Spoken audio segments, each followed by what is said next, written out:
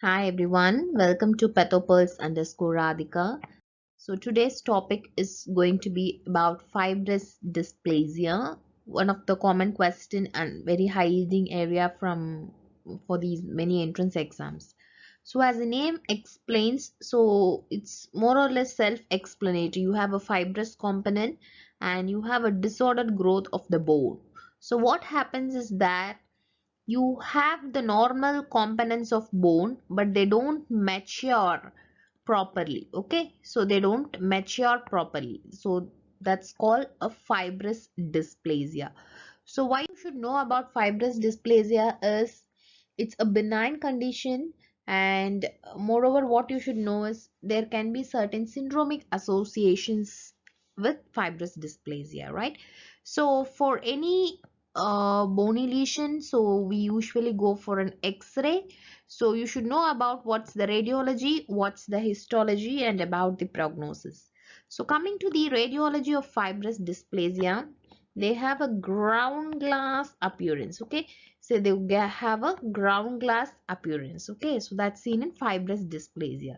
So it can involve any bone like your rib, your femur, your tibia, and if it involves a single bone we call it as monoostotic, and if it's going to involve multiple bones it's called polyostotic. And especially this polyostotic type can be associated with a syndrome called McCune-Albright syndrome. So when you call something as a syndrome, you should have constellation of feature, not only fibrous dysplasia, you should have other features as well.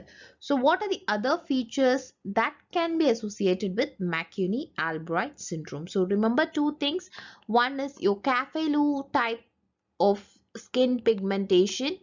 The other one is you can have endocrine abnormalities like precocious puberty or your growth hormone abnormalities, but most common is your precocious puberty. Okay, so when you have fibrous dysplasia, especially the polyostotic type, then you can have Café-Lou type of skin pigmentation and endocrine abnormalities. We call it as a McCune-Albright syndrome.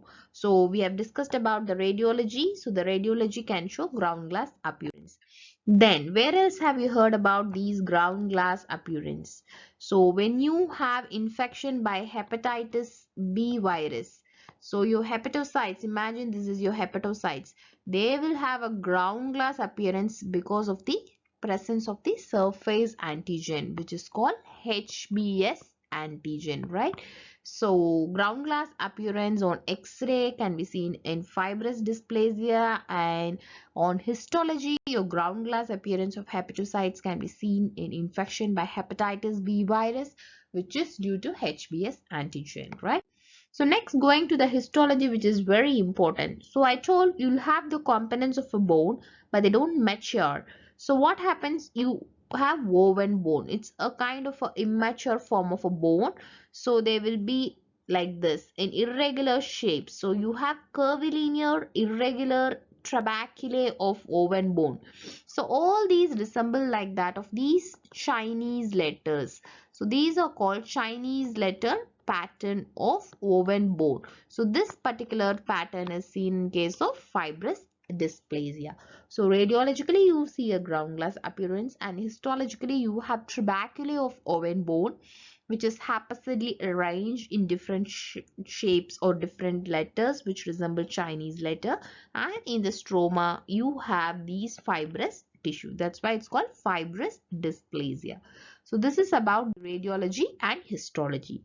So let me summarize about the findings in fibrous dysplasia.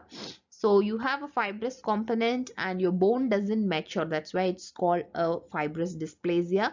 So it can involve any bone. It's a benign condition. And if it's going to involve a single bone, we call it as monostotic. If you have involvement of multiple bones, we call it polyostotic.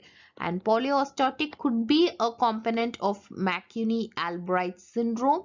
So what is McCune-Albright syndrome? You can have polyostic fibrous dysplasia with Café-Lou type skin pigmentation and endocrine abnormalities.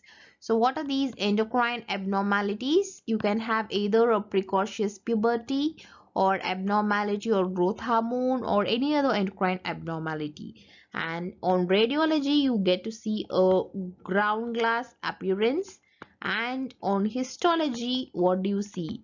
Because your bone is not developed properly, you have trabeculae of oven bone arranged haphazardly in different shape in a fibrous stroma, which resembles Chinese letters pattern. So these are the things which you should remember about fibrous dysplasia. Thank you.